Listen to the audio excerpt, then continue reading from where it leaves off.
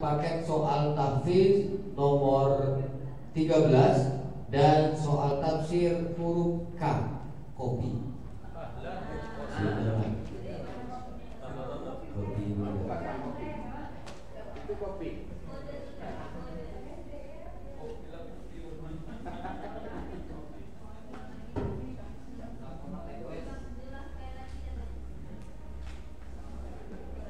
Oke, nomor peserta 1408. Nomor paket soal tahfiz nomor 13, soal tafsir huruf K, nomor urut 10.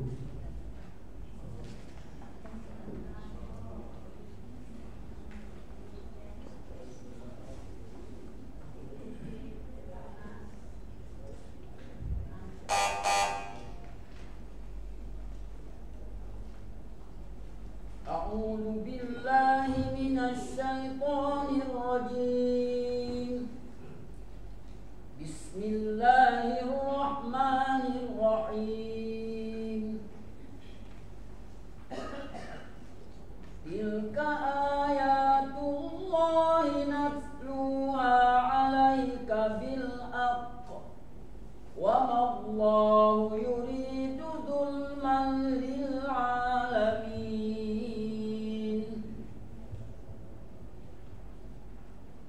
أعوذ بالله من الشيطان الرجيم. بسم الله الرحمن الرحيم. تلك آيات الله نتلوها عليك بالحق وما الله يريد ظلما للعالمين. ولله ما في السماوات وما في الأرض وإلى الله ترجع الأمور. كنتم خير أمة أخرجت للناس تأمرون بالمعروف وتنهون عن المنكر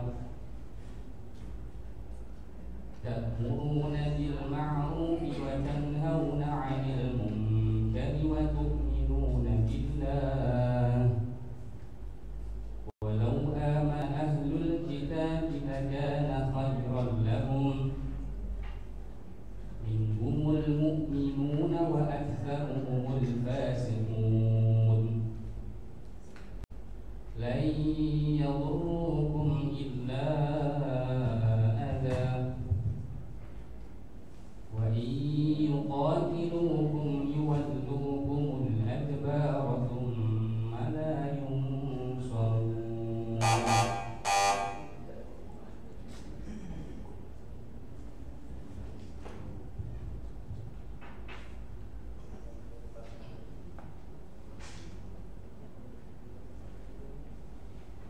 إن الله لا يظلم الناس شيئا ولكن الناس أنفسهم يظلمون. إن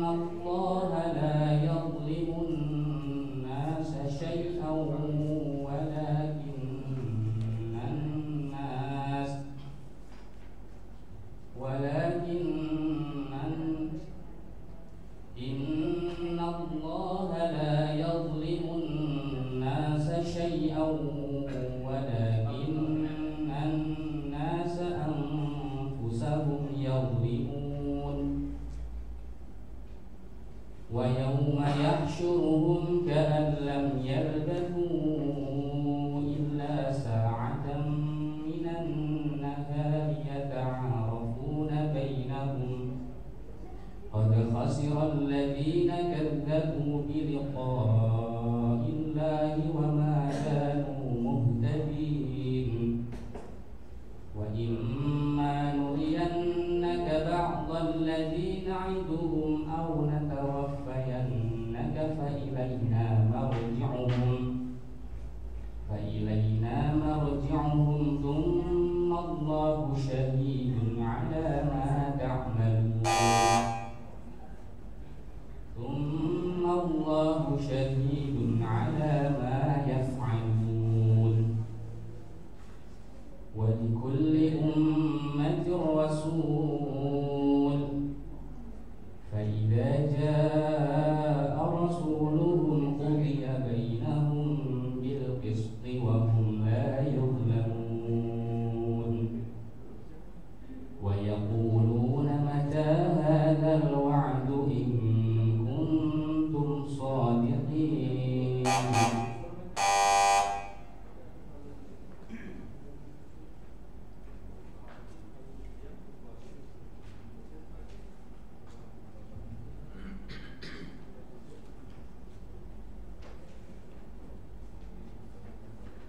وقال الذين كفروا أإذا كنا ترابا وآباؤنا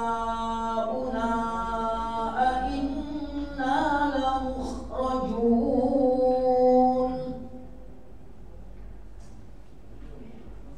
وقال الذين كفروا أإذا كنا ترابا وآباؤنا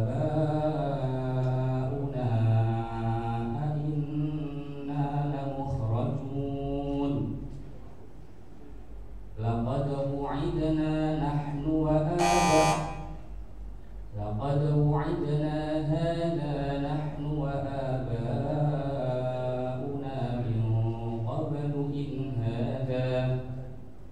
إن هذا إلا أساطير الأولين قل سيروا في الأرض فانظروا كيف كان عاقبة المجرمين ولا تحزن عليهم ولا تكن في ضيق مما يمكرون ويقولون متى هذا الوعد إن كنتم صادقين قل عسى أن يكون ردف لكم بعض الذي تستعجلون وإن ربك لذو مغفرة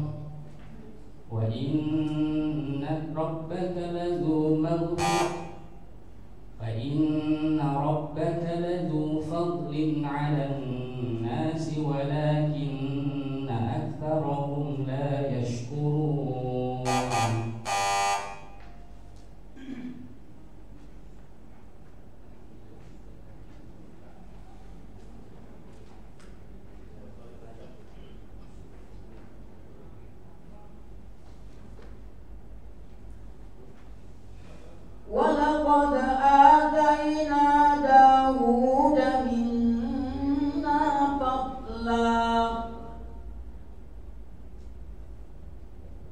ولقد آتينا داود منا فضلا يا جبال أوبي معه والطير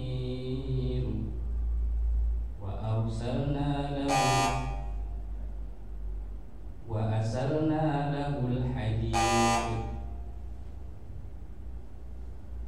ولقد آتينا داود منا فضلا يا جبال أوبي معه والطير وأرسلنا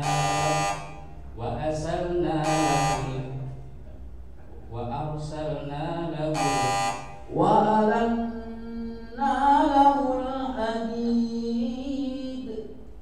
وألنا له الحديد أن اعمل سابغات وقدر في السرد واعملوا صالحا إني بما تعملون بصير ولسليمان الريح غدوها شهر ورواحها شهر وأسلنا له عين القطر ومن الجن من يعمل بين يديه بإذن ربه ومن يزغ منهم عن أمرنا نذقه من عذاب السعير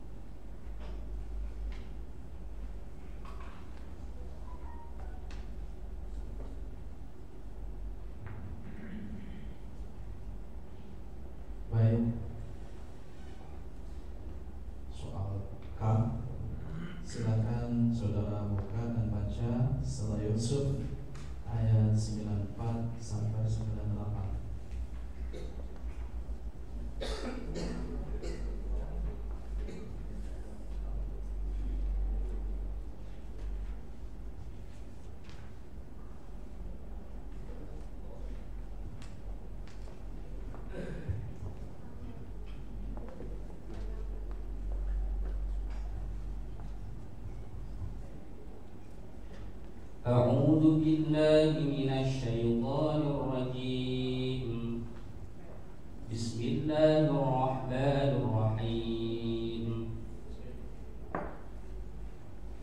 ولما فصلت العير قال أبوهم إني لأجد ريح يوسف لولا أن تفندون قالوا تالله إنك لفي ضلالك القديم فلما أن جاء البشير ألقاه على وجهه فارتد بصيرا قال ألم أقل لكم إني أعلم من الله ما لا تعلمون قالوا يا أبانا استغفر لنا ذنوبنا إنا كنا خاطئين قال سوف أستغفر لكم ربي إنه هو الغفور الرحيم. Baik, ta'ala mufradat kosakata. Apa makna kalimah fasalat?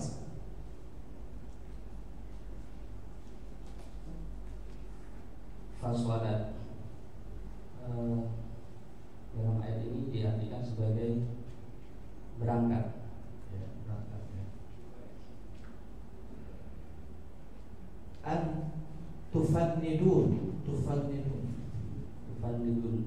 Menuduh kurang akal atau pikun. menuduh pikun. Dolalun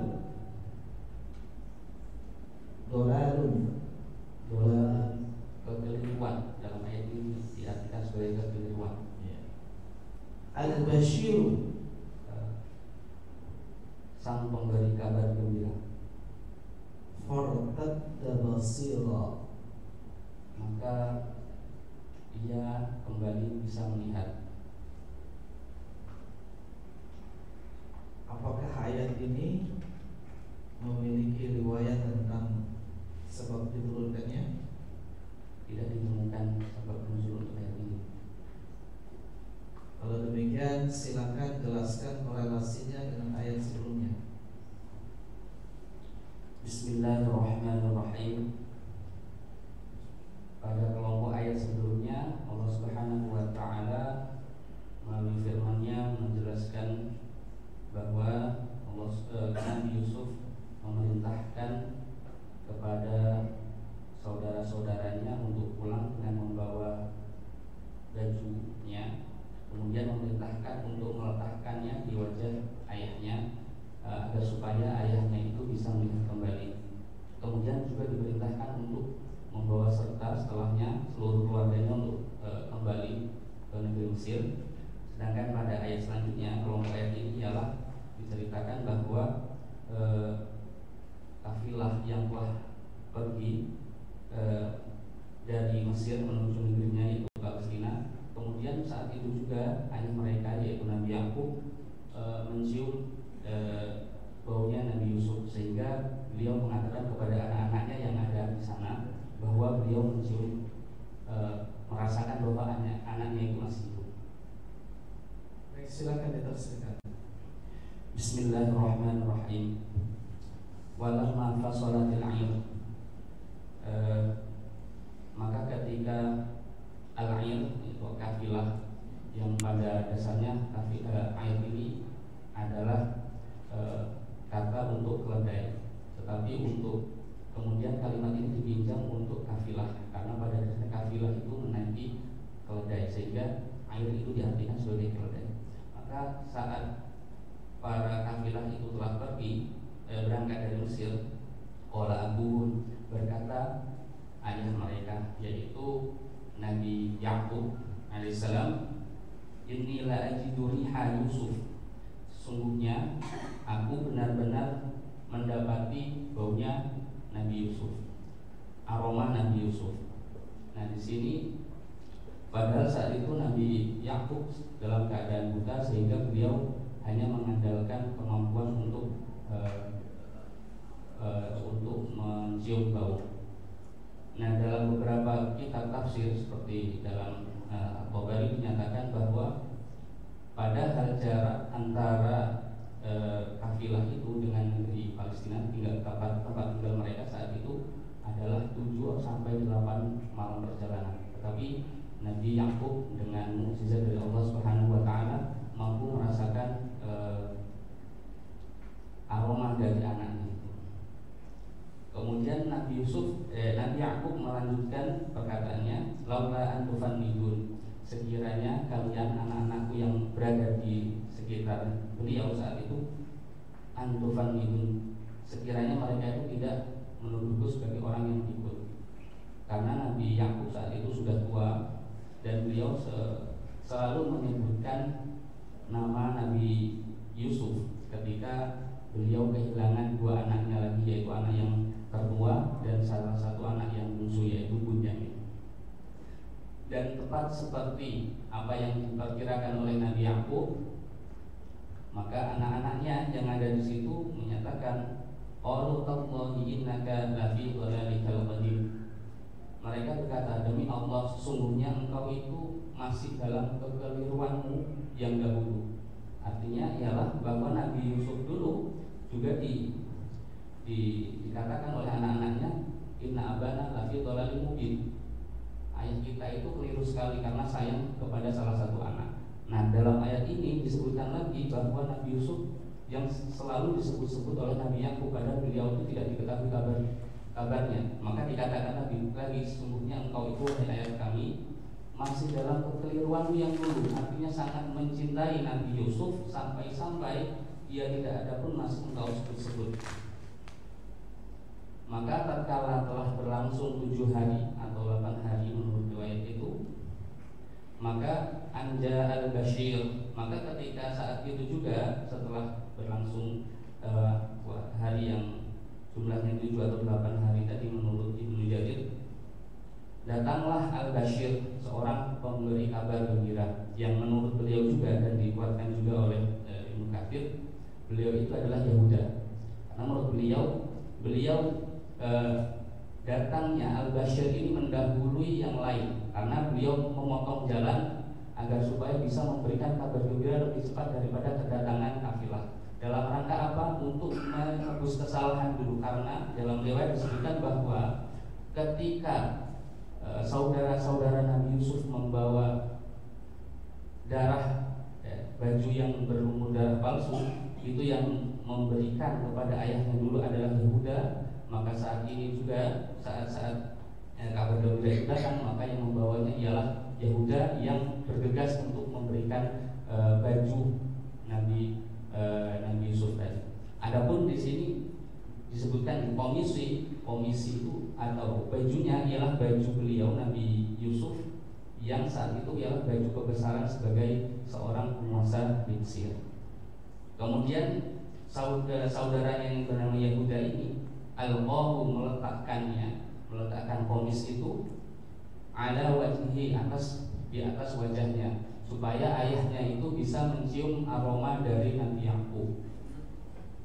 Yusuf. Kemudian setelah mencium aroma dari putra sayangannya itu, maka kebahagiaan timbul di hati Nabi Yakub, sehingga dengan kebahagiaan ini maka beliau dengan izin Allah Subhanahu wa taala penglihatannya menjadi pulih kembali, beliau sehat lagi sehingga bisa melihat lagi. Maka beliau baru mengulangi perkataan beliau yang seperti yang dulu, qala alam aqul lakum inni a'lamu minallahi ma la ta'lamun. Beliau berkata, bukankah telah aku katakan kepadamu, sungguhnya aku ini tahu dari Allah apa-apa yang tidak kalian ketahui. Karena beliau adalah seorang nabi yang tentu beliau mendapatkan wahyu dari Allah Subhanahu wa taala, yang dengan kalimat ini sebenarnya kita semua mendapatkan informasi bahwa anak-anaknya ini tidak terlalu yakin bahwa ayah mereka itu adalah seorang nabi yang kenabiannya sudah dijelaskan bahkan sebelum ayahnya lahir. Wa min wara'i Ishaq Yaqub. Kemudian karena mereka ternyata walaupun dengan segala tipu daya mereka membohongi orang tua mereka, dan sekarang terbukti bahwa kebohongan itu terbongkar dan mereka mengakui kesalahannya, maka mereka berkata, qalu ya abana astaghfir lana dzunubana inna kunna khati'in.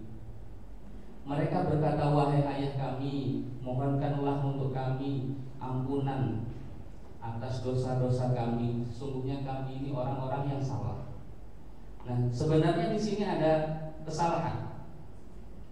Karena sebenarnya yang mereka sakiti pertama itu adalah orang tua mereka, yaitu Nabi Yakub. Tetapi mereka tidak meminta maaf dulu dalam ayat ini kepada Nabi Yakub, tetapi langsung mereka memohon Nabi Yakub untuk memohonkan ampun kepada Allah. Nah, di sini jelas betul bahwa sifat orang tua selalu mengerti apa yang dilakukan oleh anak-anak mereka. Walaupun mereka salah, pasti anak-anak itu akan dimaafkan oleh orang tua mereka. Maka minta mereka kepada ayah mereka, ampunkanlah, mohon ampunkanlah untuk kami atas dosa-dosa kami. Sungguhnya kami ini adalah orang-orang yang salah. Kemudian Nabi Yakub menjawab permintaan mereka. Qala saufa astaghfiru lakum rabbi. Iya, nanti aku mintakan ampunan untuk kamu kepada Tuhanku. Nah, kata saufa ini dalam beberapa tafsir seperti di Al-Qurtubi ini dinyatakan bahwa saufa adalah penundaan memohonkan ampun kepada Allah.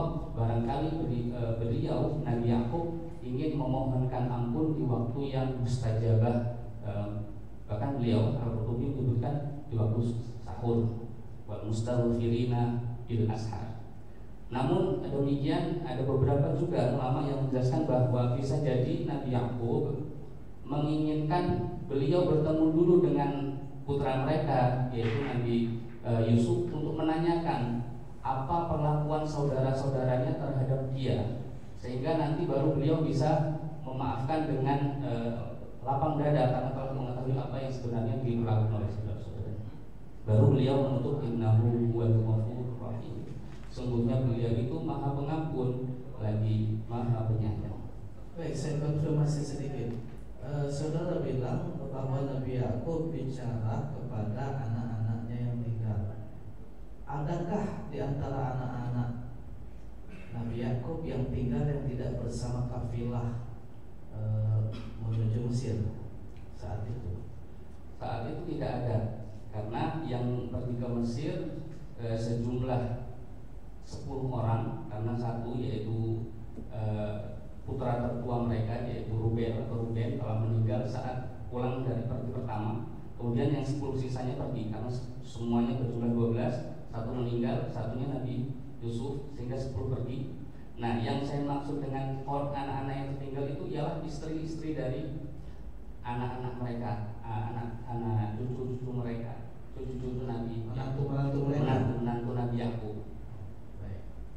Selanjutnya, Anda juga bilang anak yang tersayang.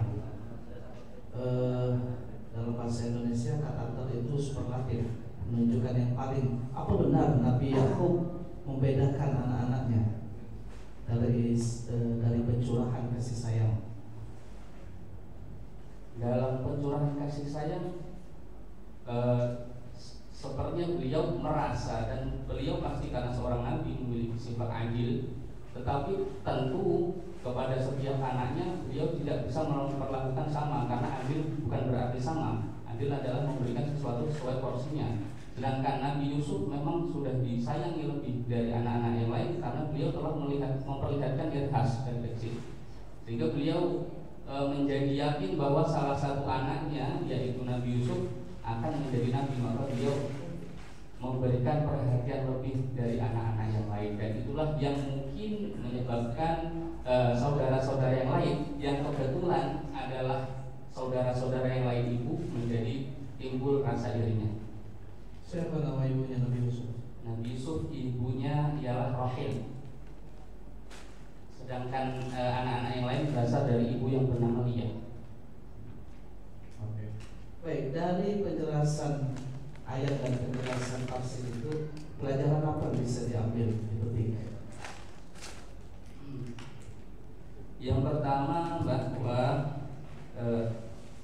Bismillahirrahmanirrahim, pelajaran-pelajaran untuk hikmah yang bisa kita petik dari kelompok ayat ini ialah yang pertama bahwa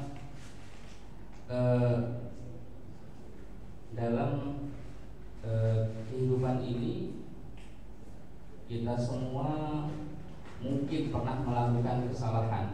Nah, dalam kesalahan itu bisa jadi kesalahan itu bukanlah kesalahan yang kita bikin sendiri, kita buat sendiri, tetapi memang orang lain menganggapnya sebagai suatu kesalahan, seperti yang dilakukan oleh saudara-saudara Nabi Yusuf yang menganggap bahwa perlakuan ayah mereka terhadap mereka itu tidak adil, padahal ayah mereka yaitu Nabi Yakub memiliki perspektif dan pertimbangan sendiri dalam perlakuan beliau itu.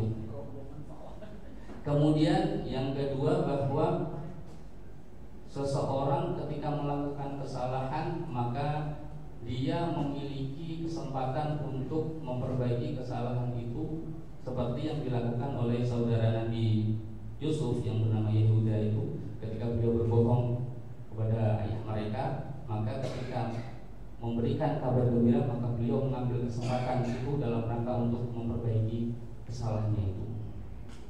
Kemudian ketika seseorang yang selanjutnya yang ketiga bahwa kita harus memohon ampun kepada Allah Subhanahu wa taala, dan di sini beliau anak-anaknya diminta anak-anak beliau meminta kepada beliau untuk memohonkan maaf, memohonkan ampun kepada Allah. Di sini kita melihat bahwa anak-anak beliau menjadikan ayah mereka sebagai wasilah untuk menyampaikan permohonan ampun mereka kepada Allah Subhanahu wa taala.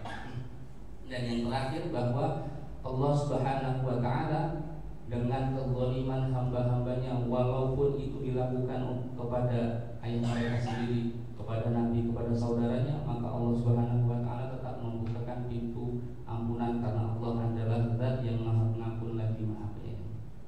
Baik, terima kasih. Masya Allah. Sadaqallah. Wallahu a'lam bishawab. Shadaqallahul azim.